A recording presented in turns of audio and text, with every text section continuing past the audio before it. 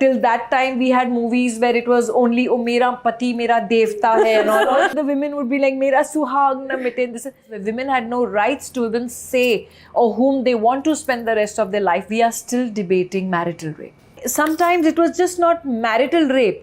It would be the uncle or it would be the father-in-law. It could be anything, and that was all kept within the four walls of the family.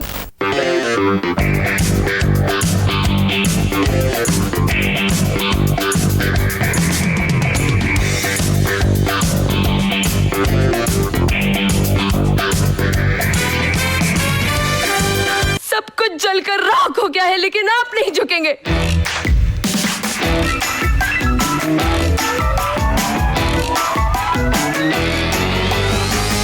Do you think that was a reason that drew you to projects like Matra and Shool and Satta and Daman? I mean, because they were very different from what you did at, those out-and-out commercial movies that all the girls were doing at that time. Somewhere I always believed in how to turn what I do best at, that is movies, into something that can help in awareness and to bring about a change in society.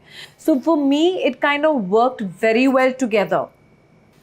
So my conscious effort to do films like a Matra or a Shool or a Daman, we shot it in the year 2000. Today is 2023. Yes. We are still debating marital rape. Absolutely. I mean, how before time was that film? Yeah. And it won the national award then. Yes. And it's strange, but we had a batch of people questioning the national award for Daman at that time, which was strange because till that time we had movies where it was only "Oh, mera pati, mera devta hai," and all. Yes, I agree. I worship my children, I worship my in-laws, I worship my parents, and I worship my husband because they are my family. I love them. So whatever I do, whether I keep a Karwa Chauth fast or I, pray for my children's health or whatever, I pray for my family and I pray for my loved ones. So that is a different thing altogether.